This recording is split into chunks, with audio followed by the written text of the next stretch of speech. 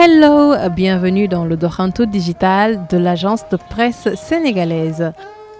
Pour ce nouveau numéro, je vous amène à l'île de Fadjout pour découvrir l'histoire et la particularité de cette île paisible. Nous allons compter sur Mustapha, un digne fils du terroir, très amoureux de son village. Là, on va visiter l'île au coquillage, Fadjout ou l'île au coquillage. En fait, voilà, c'est des îles et des îlots qui sont la plupart constitués de coquillages. Voilà, et c'est des îles qui sont délimitées par des bras de mer. Fadjout, surnommé l'île aux coquillages, est doté d'un charme indéniable. Le village d'une douzaine d'hectares se situe à 120 km de Dakar et se visite en une petite heure. Un tour en pirogue pour s'engouffrer dans l'environnement de Fadjout.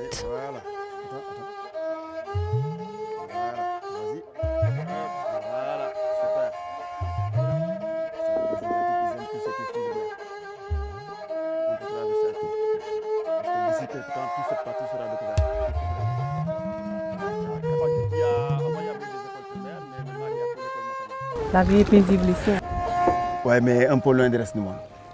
Et comme on dit, on ne peut pas vivre en paix avec soi-même sans tenir compte du reste du monde. On dit que la mer entre au plus profond de l'homme.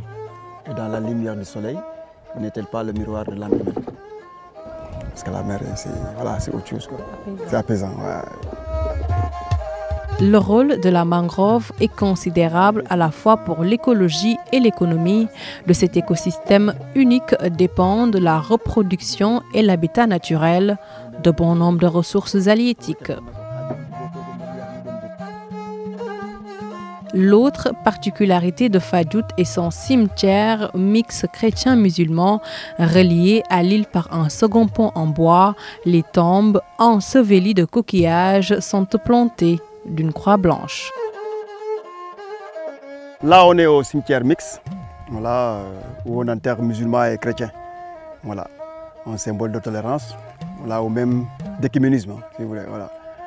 Donc c'est la population de Fadjout qui est entrée ici, qu'ils soient musulmans ou chrétiens. Voilà. Et ça pourrait servir de symbole à travers le monde. Voilà. Pour dire que tous les problèmes qu'on a aujourd'hui en ce qui concerne les religions, c'est dit simplement une fausse interprétation. Voilà. Mais toutes les religions, vraiment, la base va être la tolérance.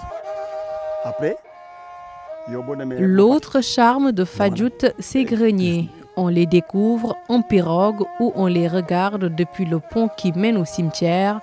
De loin, ils évoquent les cases rondes d'un village africain typique, classé patrimoine historique de l'UNESCO. Une histoire et un mode de vie se racontent ici. Tout ce qu'on cultivait comme cela était stocké ici, là, à l'écart du village. Et pourquoi à l'écart du village? Parce qu'avant, les habitations ici, c'était des cases en paillotte. Et malheureusement, il y avait beaucoup d'incendies qui ravageaient le village.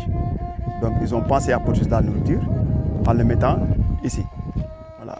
Et quelle que soit la marée, ils avaient toujours la possibilité de venir ici, de s'approvisionner autour du village. Si quelqu'un venait à manquer de provisions, les autres étaient là, très solidaires. Ce qui faisait la richesse de la vie sociale ici. Voilà, une vie en communauté où on est obligé d'appliquer certains critères qui sont définis même par la société, tels que cet esprit de partage, solidarité, respect du prochain.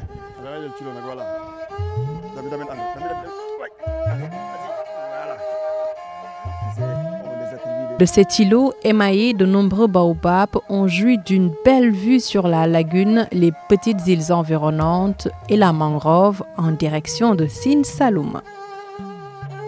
Fadjout est divisé en 6 quartiers régis par un conseil de sages et chacun sous la protection d'un saint ou d'une sainte. 10 000 habitants y vivent, dont 90% sont chrétiens.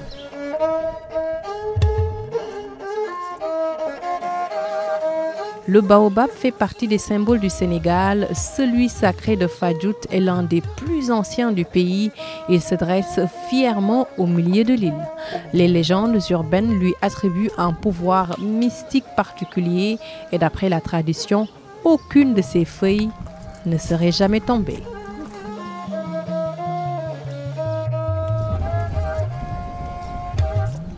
Entièrement construit en bois, le pont est une construction qui donne un charme particulier à l'île avec sa rade abritée par la pointe de Finio, sa lagune, ses nombreux petits cours d'eau et sa mangrove. Le paysage de Fadjout est une odyssée à découvrir en pays sérère. Ici, chaque centimètre carré de terre est un appel à la curiosité.